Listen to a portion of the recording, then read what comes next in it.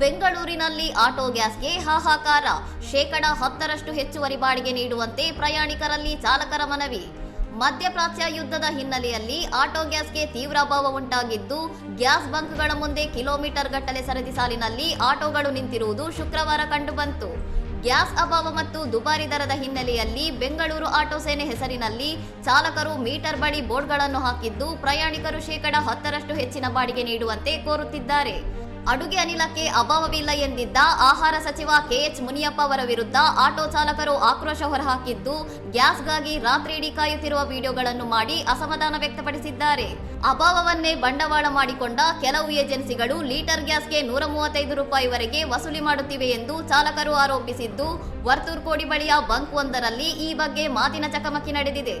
ರಾಜಕಾರಣಿಗಳಿಗೆ ಜನರ ಸಮಸ್ಯೆಗಿಂತ ಉಪಚುನಾವಣೆ ಪ್ರಚಾರವೇ ಮುಖ್ಯವಾಗಿದೆ ಎಂದು ಕಿಡಿಕಾರಿದ ಚಾಲಕರು ಜೀವನ ನಿರ್ವಹಣೆ ಕಷ್ಟವಾಗುತ್ತಿರುವ ಬಗ್ಗೆ ತಮ್ಮ ಅಳಲು ತೋಡಿಕೊಂಡಿದ್ದಾರೆ. ಇನ್ನಷ್ಟು ಸುದ್ದಿಗಳಿಗಾಗಿ ನೋಡ್ತಾ ಇರಿ ಸೌರಂ ಟಿವಿ.